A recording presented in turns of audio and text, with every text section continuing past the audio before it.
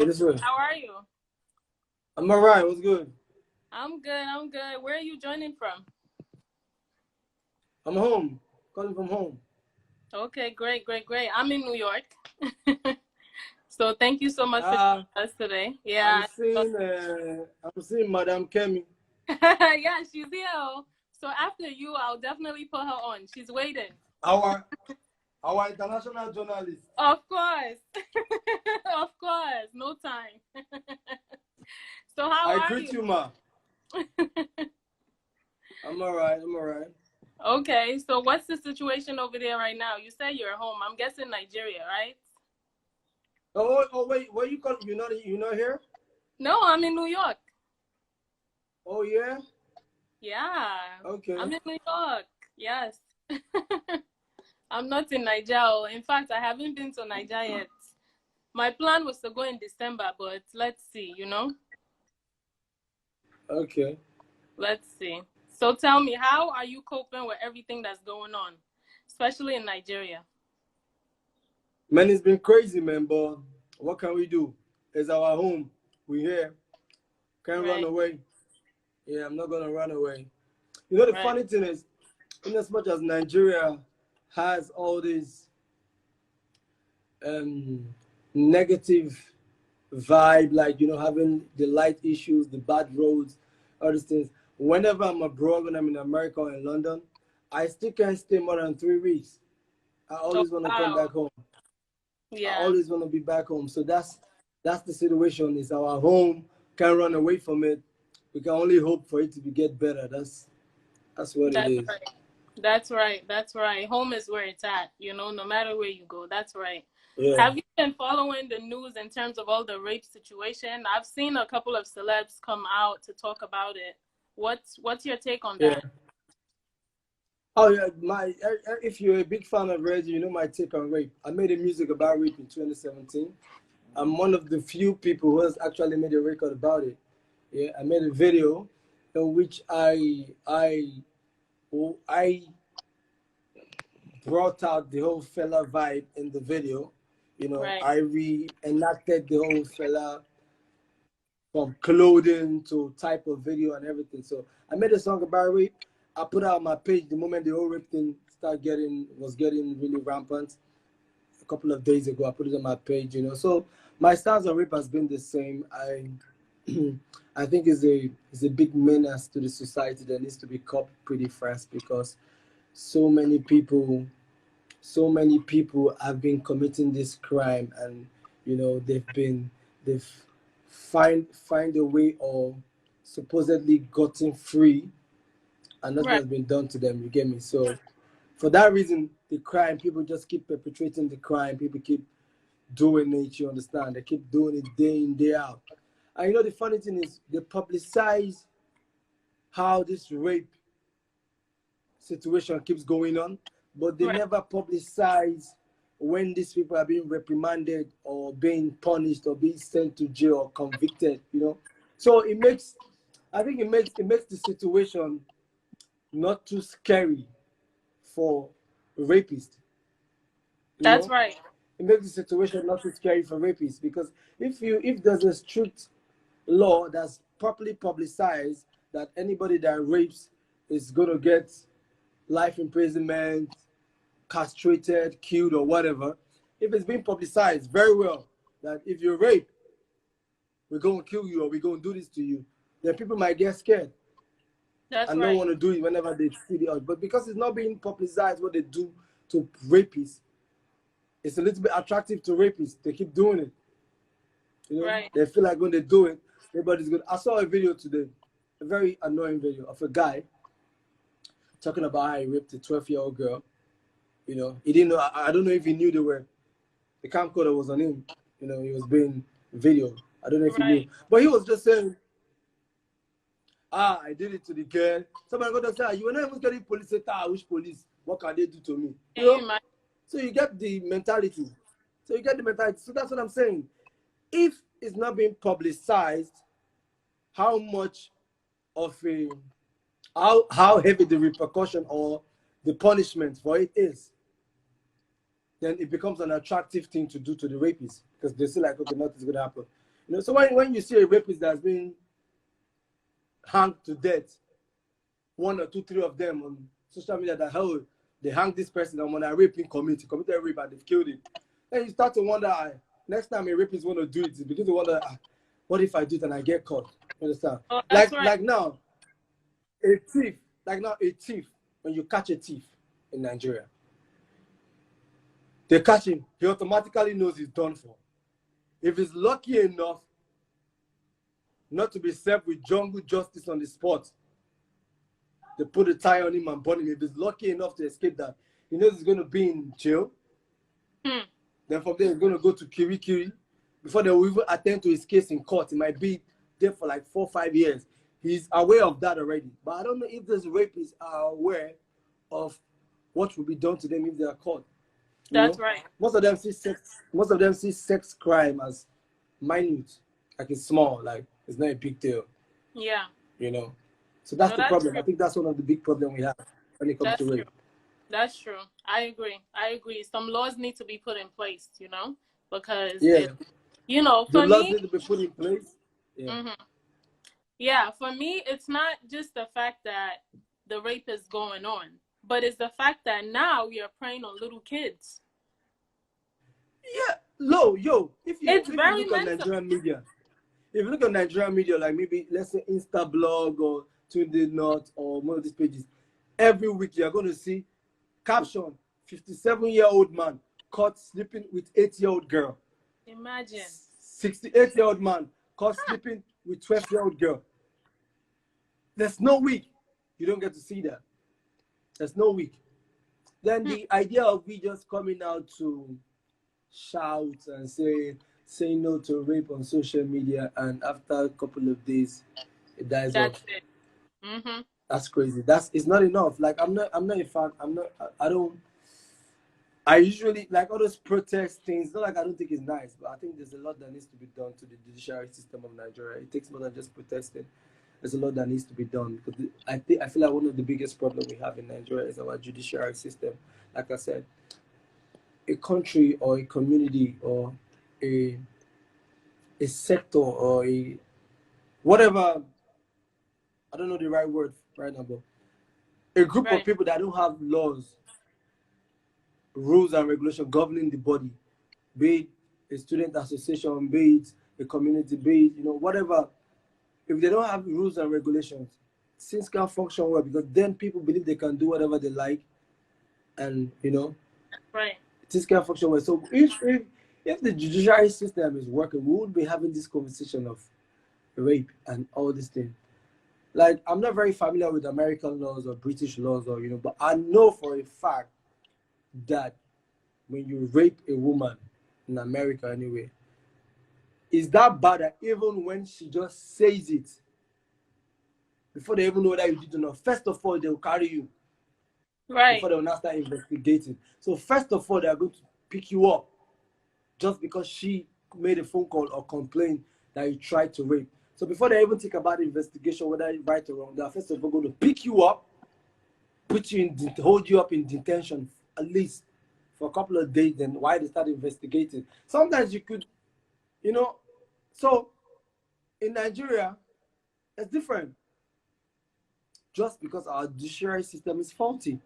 So if the judiciary system is not faulty, we wouldn't be having a lot of issues, from rape to corruption, all this, too many issues with the judiciary system. It's corruption, it's in everything, because when the judiciary system is not balanced, there's nothing that can be balanced. You can't check and balance the society. You can't check and balance the country. You can't check and balance the state. You can't check and balance the community, So that's a big problem. Rape is just at the tail end of it. At the top of it is judiciary. And that's how somebody can commit a crime and walk away, or not even be afraid, knowing that nothing's going to happen to him, especially if he has some uncle that's influential or somebody. Look at the case of I think it's the former governor's son that got married to some woman that stabbed him to death. She's been hanged. She's been hanged just because it was the former governor. Do you know how many men or women, their spouse, either the wife or the husband, stabbed them to death or beat them to death? Domestic violence cases everywhere. But you see that case, they hanged the woman. Hmm. They attended to that case Of because course. probably the late son's father was putting pressure on the judiciary system. That's right. You get me? So that's a big problem. A It's very very big one. unfortunate. It's very unfortunate. And another So, subject I wanted to touch on is the police brutality before we get to your music, you know? It's just, I wanted to talk about the yeah. current happenings, you know? Definitely. What's Oh your yeah. take on It's everything the going same on? thing. It's the same thing. Everything boils down to the same thing. This police been doing it. What have been done to them? We're gonna hear, they charging them to court. That's the end. We don't see them behind bars. They don't show us the videos of them in behind bars doing their jail routine. We don't see them paying That's for their crime. We need to see them. It goes beyond you just saying it or putting it out there that, oh, they've caught the police that shot Tina. They've caught them and they are going to court. Or they are doing. We want to see them in court, publicize their trials, publicize their court sessions, publicize them being convicted, publicize them being in jail. Let's see them in jail. Let's see them do the time. And when they come out after 6 or 12 years or whatever amount of years that they've been sentenced to, we want to see them coming out saying, he just came out. You know, you live in America. You know that's how it is. They show you when they go to jail. Once in a while, you hear news about them in jail. Maybe they fought or something, but you know that certain news to further solidify or certify the fact that they are actually in jail pops up once in a while. Then even when they get freed, when it's their time to come out, you still get to hear them that, oh, he's out of jail. right. You know? So you take through the process so you know there's no doubt that the law stood its course. You understand? There's no doubt. You're aware of when he got to jail. You're aware of when he did his time. You're aware of when he's out. So they take us through all this process. So you're pretty aware of everything that happened with that criminal. But for not lie you. Even if I thought they carry himself, even if they carry him, he go do like 3 months. They don't go bail him. He don't come out. He's back to committing the crime again. That is So for bad. police brutality, that was one of the most annoying things that's in Nigeria right now. And I don't think it's a big deal or it's a big issue that the government shouldn't be able to put an end to. You understand? These things, I've been harassed a couple of times. They don't act according to the law at any point. They pull up you, they stop your car, they jump in your car. You know, they don't know anything called a warrant. I asked the police one time. He was chasing me on the road. He chased me, and I parked, and he came down. And I asked him a question. Did they call you that a black Mercedes-Benz just robbed a shop? Did you get a radio call that a certain black Mercedes-Benz is wanted? Did you get a certain call that somebody in the black Mercedes-Benz just shot somebody or just stole money? If you didn't get any call, why are you chasing me? Why? What is your reason for stopping me now? Am I the only person driving on the road, right? There's a million cars driving. What is your criteria for stopping me in particular? Why are you not stopping the other car? Why are you not stopping that other car? Why are you stopping me? What is your reason for stopping me? What was his response? And they go, stop and search. Stop and search for what? I asked him, if you want to stop and search, since you think you got a lot of strength, can you stop and search the whole cars driving? Why are you not stopping the whole cars driving? So you see a young guy driving a nice car, that's enough reason for you to stop. That's it. Unfortunately. So that's the problem here. That's the problem here in Nigeria. This police don't even act according. They behave anyhow they like. They stop before one pushed me the other day. I was going to Benin. He stopped me and I came out. He said he wanted to search my phone. And I'm like, why do you want to search my phone? Why? Why do you want to search my phone? He doesn't have no reason. He said, stop. Why do you want to search my phone? Did you hear that a certain iPhone 11 silver color is missing? Did they call you to say a black dude called Orezi just stole a phone when you see him hold him and take the phone. So why are you stopping why are you trying to check my phone? You know? And you know, a lot of times they've raised up this question in Nigeria. I know social media, Twitter, they've asked the IG of police that, is it right for a policeman to check your phone? And the IG or the police head will always say, no, it's not right. But this police still keep checking the phone. So the question is, I'm wondering, did they send out a directive to the entire police in Nigeria? Did they send a directive saying, don't search people's phone anymore, it's wrong? Or are they just saying it for news sake that we've told them that is wrong? And now that they search this phone, what do we as citizens, what are we supposed to do to them? Because these people, they are holding guns and they're searching your phone. And even when you tell them, don't check my phone, or you don't have right to check my phone, they tell you, what do you know, but you don't have right? Are you trying to tell me my job? Exactly. Are you trying to tell my job? They start getting violent on you.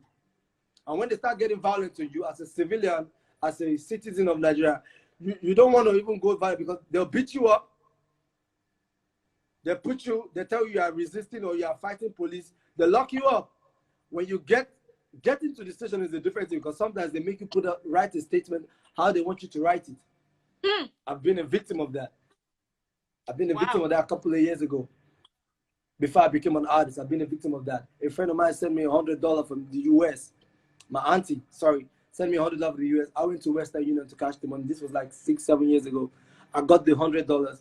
I put it in my pocket. You know, I didn't change it yet, so I was working, trying to get to my house. And they stopped me on the road. The moment they stopped me on the road, they say, what do you have in your pocket? And they, you know, I brought out the money. Where did you get $100 from? I'm like, I'm just coming from Western Union. My auntie sent it to me. They took me to the station. They said, you're a Yahoo boy. And when I was going to write my statement in the station, I was writing. So I went to the Western Union. I collected my money. I was walking down home, and the police stopped me. You know, and they told me to put it there that you are a Yahoo boy, and you collected this money through false identity form. I'm like, what do you mean? You know? Wow. So these are the things. Listen to me. There are innocent people every day that are being victimized by police in Nigeria. Every day, every fucking day. And they'll tell you, police is your friend, or report to, I forgot this lady's name. You know, they'll report. Man, it's crazy. You know, I really don't like to talk about. I really don't like to delve into Nigeria and its ill issues, because I'm very passionate about the country. No, so you look it like annoys me. You know. So when I start to talk, I might want to talk like an hour. You know, but let's just end this question with. Let's just end this question with. The government needs to educate the people of their rights in respect to police brutality. You understand? Is that bad that even when you pick up your phone to want to record, they could hit your phone away? They tell you they don't want to see it. Here in Nigeria, you could lose your phone screen. A phone you buy for like 400,000 could just crack.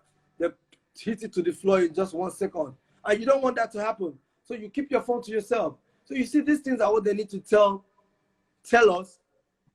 So when we tell this police, when they go against it, let's have it on tape and put it out. Then when we put it out, what do they do to the police that does this? What do they do to them? Nothing. So also, to be fair on the police side, I'm going to say this right here. To be fair on the Nigerian police, the government also need to do better when it comes to the welfare of these police stations. I've been to a police barrack before, and I see where these people live. Trust me, you know how military people are treated in America, police, Navy, you know, from their pay to how they dress, how they look, their welfare, they are well taken care of. It's the entire job of being the military, serving the nation, is very prestigious. Right.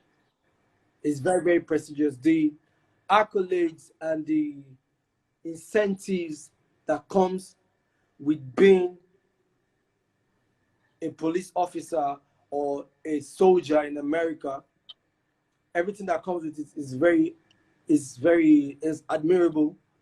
Yeah, you definitely, you see people actually growing up saying, I want to serve America, I want to be a soldier. You know, here, the police, you tell some kids you want to be able, they'll tell you, no, no, no, no, no, no, no, those people are suffering.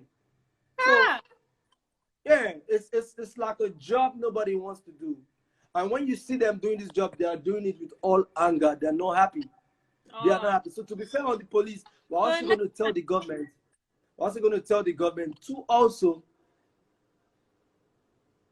put a lot to the welfare of the police. Treat them right. Pay them well. Go to the police barrack. Yo, I can't live there. A normal, sane person cannot live in those barracks. Those barracks, dilapidated buildings, appalling environment, stinking, is a mess.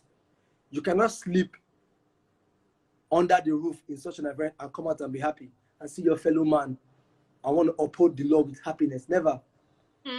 Never. Never. So these people are naturally unhappy. They are not happy. And you know what they say about an angry man or an unhappy man or a hungry man? You know what they say about that? They are dangerous. That's right. If I'm driving at night in Nigeria and I have 2 million naira in my car, I'll be more scared of the police than thieves. I will be more scared of police than thieves if I'm driving in the night. When you see some police in the night, when they stop you, their eyes, if you get money inside car, you will fear. Because you'll be feeling like these people can kill me and take the money. And it's supposed to be the opposite, because you are supposed to be more... See, people are more scared of police in Nigeria than thieves. So. Because a thief comes to you, steal your money, probably disappear. Except for the ones that they specifically told them to kill you. But you know, if a police wants to steal your money, because he knows you know he's a police in uniform, he has to kill you. Because you know what, you don't want to wake up in the morning and say police robbed you. You don't understand. So it's just crazy how it is. So the government need to do better when it comes to the welfare of police. You understand? You cannot have people protecting the country and they are the least paid and you don't pay them well. These are the people that risk their lives. Understand? Right. They're out there morning, afternoon, night. They risk their life to safeguard and protect people. Then you need to treat them nice. They need to earn well. They need to live well. So they'll be happy to do the job. So what you're saying that these police do is out of frustration. A lot of them are frustrated. A lot of them, they've not paid them salary for a couple of months and they're standing under the sun. Then you, one young boy, is driving car, looking all sweet, rocking your Gucci shades, and you think they're going to smile at you. The ones that are going to smile at you, they're going to smile at you, hoping you're going to reciprocate the love by them smiling at you and say, officer, take. That's right. So when immediately they stop you, you don't say, officer, take, hold this one for weekend. They resort to, where's your particulars? Where's your this? Where's your this? Start looking for fault that's not there. Just because you didn't reciprocate the love that they feel you should give them. So, man, it's a mess. Trust me. It's a mess. It's a crazy situation. So, like I said, every problem that we have in this country needs to be tackled from the roots. So before you get to police being, that's like a next phase, police brutality. First of all, I know there are some bad police, naturally bad, and they're good ones, but I'm saying start from the root of the problem. Start from when the police wakes up in the morning, wears his uniform, is not happy. So just like you working in a bank or in the office, if you're not happy and you're in the bank, you can't deliver your duties. Most of the time when you're supposed to, probably somebody wants to withdraw. I've seen a banker. Somebody came, wanted to, let's say, want to withdraw 100,000. He mistakenly give the person 200,000. Why? Because his mind was not even there. He was thinking somewhere else. So that one that is not even doing his job very well. You see? And why he's not doing his job very well? Because he's not happy with the job. So his mind is not there. He continues to make mistake and error all over the place. It's shabby. You know, he can't get a grip of what he's doing. That's the same thing with police. They wake up, they are not happy. They get on the road. They see who's not even a criminal. They call you a criminal. They want to rip you up because his child hasn't paid school fees for 2 months. He needs to look for the school fees. He needs to collect 100, 200 naira or 1,000 naira from different people just to make ends meet. You understand? So the problems, let's tackle it from the roots. Right. Is your worker happy? Why is your worker misbehaving? Why is if it's in America or abroad, they are going to psychoanalyze the person. They'll probably go to his home and check if he has problem with his parents. They'll ask if you're a kid in America, they'll go ask your parents that is the home, are the parents fighting? Why is the child misbehaving in school? The problem or the root always from the home. They always go to the home to go and ask the mother that, oh, your child was caught stealing in class yesterday. Why is he stealing? Are you feeding him well? Does he have issues at home? Does he have to reach me? Did you provide for him? Because why would a child that has parents be stealing in school? There must be a reason. So that's the same thing. Why would a police that is meant to protect the people, why is he doing the opposite? Why? You understand? Why is he doing the opposite? So that's the big question right there. That's the question that needs to be tackled. Why is the officer unhappy when he wakes up in the morning to get on the road to go and do his duty and do his job? Why is he unhappy? If they can find a reason for them to be happy, then we're going to start having less problem in the country. And you see, another thing is, now, why they are unhappy, there's somebody at the top that probably has been given budget to make them happy, but he's going to eat the money. That's where the corruption starts from. He's going to eat the money. He's going to eat the money up there because the Oga of police now is not standing on the road. He's living in Ikoyi. He's living in Abuja in a big mansion at the expense of the 1 million or 1,000 other police on the streets. You see where the problems start from. So they are not happy. Corruption is still out there, eating and making the people become a menace to the society while they are supposed to be protecting the society. So the problem, stratas, they're like different faces, but needs to be tackled from the root. So the first question is, why are they not happy? Now, back to what you asked me, police brutality. Now, when they commit this crime, what is being done to them? I always ask myself that, don't they educate the Nigerian police that that a civilian does not arm, and you want to do anything to him, you could beat him or punch him. Why would you pull out a gun and shoot an unarmed civilian? Why? Why would a police shoot an unarmed civilian in Nigeria? There's so many cases. There was one, I don't know what they said the guy stole phone or stole something in Computer Village. And right there on camera, the guy was inside the car. They shot him inside the car. What happened to take him to court? What happened to that? Okay, what happened to those police officers to date? What happened to them? So back to what I said earlier, the judiciary system. Faulty, because if the head or somebody or whatever organization in charge of the police or whatever top steals money and they don't try that person, he doesn't pay for his crime, the people beneath start misbehaving. You see the cycle? Boils down to the judiciary system. Yeah, boils down to the judiciary, because if the person that stole money in the first place, that's supposed to be used to rehabilitate or take care of the other police, did his job, the younger police or the ones at the level below would not misbehave.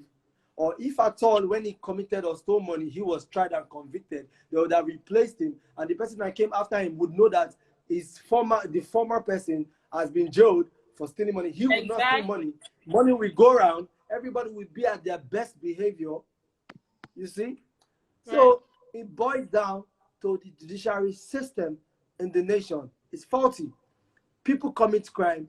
They don't pay for it. They know they wouldn't pay for it. They walk around freely.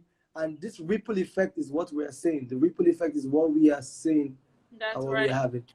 That's right. Yeah. Thank you so much for sharing all that. I didn't know you were going to really. I don't like talking about politics. I'm going to be a politician soon in the future. I'm not saying I don't know. Yeah, I'm thinking about it because you see, the only way that we can bring change in this country is if every citizen of Nigeria start taking politics seriously. This I don't care, I beg now their work. If we all start taking politics seriously, when we start knowing people to hold accountable, you see, from the grassroots, from councillor to chairman to local government chairman to House of Assembly to House of Rep to, you know, if everybody start holding everybody in this strata accountable, you understand? You cannot be on your street. You cannot be on your street and somebody robbed your street and you're calling Buhari. There's somebody in charge of that unit. Community. Somebody in charge of that. So that's the person we need to hold responsible. You cannot be on your street and the road is bad or there's no light. There's somebody in charge of that. You cannot be calling Buhari for that. Buhari is like at the top. Who is the person in charge of that community? Who is the local government chairman of that area? Those are the people we are supposed to first of all hold accountable. You understand? And the truth is, a lot of us don't even know these people. Most people don't even know who's their local government chairman, who's the councillor, and who's their House of Assembly, who's the House of Rep representing. You understand? So all these are the stratas that we are supposed to, you get me? There's those places. So if we start holding everybody on this strata accountable, then yeah, you see, you're going to start seeing results. Because if I'm driving and my road is bad, and I know that the chairman of this local government is so person and his house is there, and we all wake up every morning and he wakes up in the morning and his name is trending on Twitter, his name is also that you know, sir, the government we know the budget that was sent to him for the road. Yeah, we know the budget that was sent to him to cater for that community, for the road, the light. You know the budget that was sent. We are aware, and we are saying they've sent you this money, or this budget has allocated to you. What have you done? The road is still bad. You know, you hold that person. That person is superior. We report him to his superior. It's like, but we say, well, you know, so that's how we cop this issue. We need to start from. Right. You get me? So, no, not talk too much, I bet. The problem is that the corruption is from the top down. So it's so hard, you know, but like you said, we have to do better. You know, more people do need to take the government, politics seriously. I do agree. So now let's get on to music. You have the new single, Your Body with... Tell me about it. I want your body. I was actually playing it. Give it to me, Hold on. I was actually playing it earlier before you came on. Oh, yeah? Yeah. I don't know if you guys have heard it, but this is the new single. Hey. It's actually dope. I like it. So how did it come about? I was in America. And you know, Teni was also in America. Okay. And then we hooked up in America, and we're in Dallas. I was in Dallas, so I hooked up with her in Dallas. We made the record right there and there. You know, Teni is a very talented artist. I totally enjoy working with her. She just vibed to the song. You know, one take. You know what they call one take in music? She went on the microphone and did it one time and one time only, and boom. I love her. That's how I made the song. You know, we shot the video here in Nigeria, and boom, it's on TV, and everybody's loving the song. So shout out to Teni. Also shout out to the director of that lovely. If you've not seen the video, if you've not seen it, go check it out. It's on YouTube. Orezi featuring Teni, titled Your Body. That's my new song. You know, let's promote it together. You know, I need the support of everybody. Let's promote it together. Let's jam it. You know, that's the new single. I love it. I love the visuals too. Like it's fun, you know. Oh, so definitely. Okay. Yeah, definitely. Cool. You know, with this pandemic and everything, and you dropping new music, did you encounter any issues, like promoting it, or like what? Like promoting the music, etc. Oh yeah. But you know, promotion. The only problem we have is sometimes when you're trying to get traffic for your song, then there's a news about Corona. There's a news. So attention span was quite very short for any material, any product. While you're trying to gain attention, something else is just there. Trump is Donald Trump is saying something, coronavirus is there, you know, Buhari is saying something. We're hearing that they just, COVID, EU just donated 50 million euros. We are not seeing this money, so there's so many things going online. People's attention was just different. That was the only problem promoting a song at this time, because attention span for whatever product you're selling is quite short. While you're trying to enjoy your attention, something just comes, boom, and takes it away. So, but besides that, it was actually a time for people to sit down at home and listen to music, because we had like a lot of time in our hands. We had 24 hours of doing nothing every day. We're just home doing nothing. So it was actually a time to listen and dance and just vibe to music, all in isolation though. Yeah. You get me? So yeah.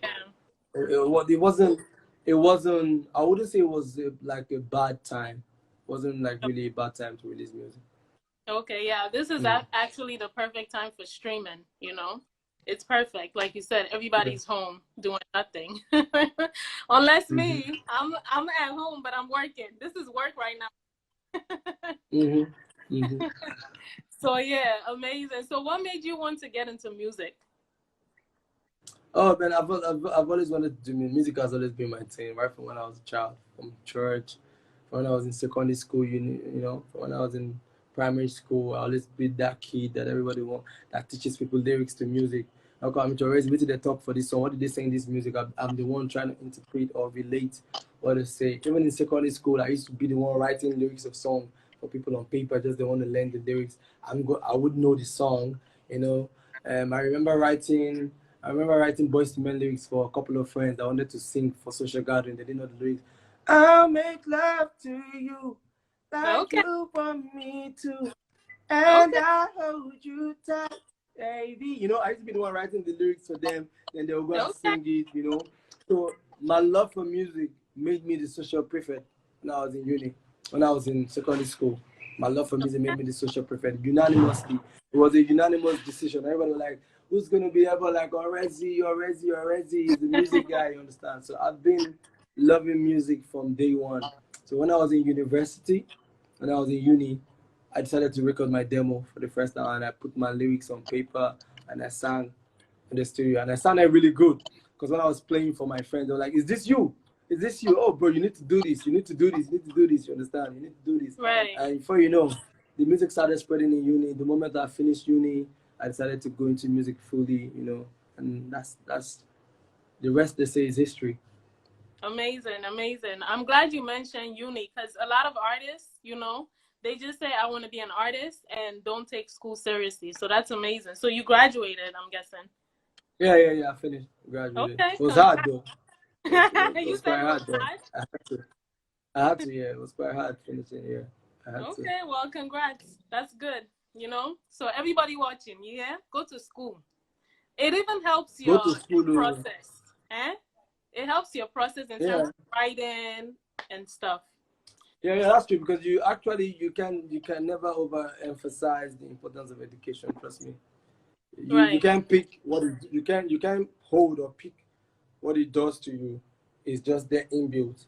It helps you to process, analyze situations, dissect. What is going to take an illiterate to that you go and dissect it fast, except for gifted people. There are people that don't go to school that are super smart. Right. You understand? So Right. That's right. So how did your parents take the news of you being an artist? Initially, they weren't taking it. They weren't having it, because they felt that was going to make me derail from the whole education process, school and all. But when I got to finish school, I told them I wanted to do this like professionally. This is what I want to do. First of all, they had problems because, when you finish school, your parents, you need to start fending for yourself. Understand? They believe like when you're a big boy and you're done with school, get a job. So I wasn't trying to get a job, because I was trying to focus on music. You can't be looking for a job, and music takes time. So I wasn't looking for a job. So all the while I wasn't looking for a job, I was still very dependent on them. So it was a problem to them, because they felt like getting a job would ease the stress of them, So that's one of the problems they had. But the moment my talent started paying off, they're like, okay, cool. When they started seeing little result, they're like, okay, this is the job that can also put food on the table, then it's fine. Exactly. We support you as long as you can feed off it. Understand? Okay, amazing. I mean, that's the typical African parents. Before, they don't... Some will even disown you if you don't go to school. But once you make it, that's my child. Madam Kemi says she's starting in artist development soon. Yeah. We are with you. Definitely. So is there any artist that has given you accolades that you were like, wow, I've made it? If this person is, you know... Yeah. When I released my song Rihanna in 2013, okay. Banky W gave me accolade. You know, I was just, you know, struggling for people to listen to me then and listen to the song. Then I saw that tweet from Banky W and that elevated my spirit. You know, I saw that tweet where he said Orezi's I think he said Orezi's Rihanna jam is Orezi's Rihanna song is a jam and a half, you know. I saw it, I'm like, yo, Banky's feeling me. You know, so that kind of gave me like a boost my confidence, you know, to do better, you know. And after that whole time, after that whole season, the song blew up. Boom, everywhere, you know. Wow. Shout out to you, Mr. Banky. That's amazing. That's amazing. Yeah. So is there any artists or are there any artists that you haven't worked with that you hope to work with? Nigeria? Wherever you choose. Yeah, well, one of the few artists I wanted to work with because it's my friend and we've known since we're in university was Wande Cole. So I've been trying to work with Wande Cole for a while. We've tried to work, but too many things keep obstructing. But I just finished the record with him about a week ago. Oh wow! So the fans, yeah. So there's a Orezi and Wande Cole coming. The fans will wait for that. It's a smash hit. Trust me, smash. On arrival. You know when they say hit on arrival. On arrival. I see they drop like this everywhere. 2 seconds everywhere, boss. One time, you know. Amazing. So I've read a lot of people, you know. I got an album coming out in about 2 months time from now. So I've been working. So there's a lot of record in store for the fans. They should just wait on it. Okay, amazing. So what message do you try to spread or what vibe do you try to give out with your music? Yeah, I just spread positive vibe. Whether it's love somebody. If it's a love song, I'm telling you to love. You know, I'm a very expressive human being. I express myself in my music. I talk about everything that I want to talk about. In Cooking Pot, I was talking about rape. How you need to seek consent, alcohol. You know, so I talk about a lot. When it's sexual, I talk about how I want to make love to a pretty woman. I don't think music is just expressive. So if it's love, I talk about love. If it's situations, you know, I talk about. But my music centers mostly on love. I feel like love is the greatest thing in the world that we need to spread. Whether from man to woman or from man to man or from your fellow man to your brother to your sister, treat everybody with love. Treat everybody with love. If we all can do that, the world will be a better place. So my music is always general about that. Whether it's from man to woman, it's still love, you know. So that's basically it. And I always think about my environment. I always like to talk about how you need to hustle and wait for your payday. Hustle legally. Alaye, double your hustle, work hard. You know, so my music just blends into everything about life, hustle, reproduction, everything, basically. Okay, amazing. Yeah, amazing. So in terms of the music industry, we know Afrobeat has taken off. What's your take on that? Afrobeat on what? Now I said we know Afrobeat has taken off. It's now international, you know, and Nigeria is obviously on the forefront next to Ghana. So, what's your take on that? Yeah, I feel like Afrobeat is the next thing to blow up in the world. I'm excited that the world is actually tuning to it right now. And in the next couple of years, it's going to be one of the biggest music genres in the world. Trust me, because there are Africans all over the world. So, and wherever we Africans are, we make sure that the people that are around us tune into whatever that we love. We're very charismatic people, especially Nigerians, wherever in the world. If a Nigerian man is living on Broad Street, he's going to make sure person on Bruce loves the music that he listens to. He finds a way to just put it in them, and that's why you see the whole world. White people want to eat jollof rice because that's how a Nigerian man is. Anywhere that they are, their charismatic nature makes everybody around them. They're like magnets, bring everybody together. They get to love whatever that they do. So whatever music that they listen to, whatever brands of clothes that they wear, whatever hairstyle they like to put on, however like everybody wants to emulate and be like them. We are built like that. Okay. Nigeria not the carry last. Basically, that's what you tell me. All. That's all. Okay, great.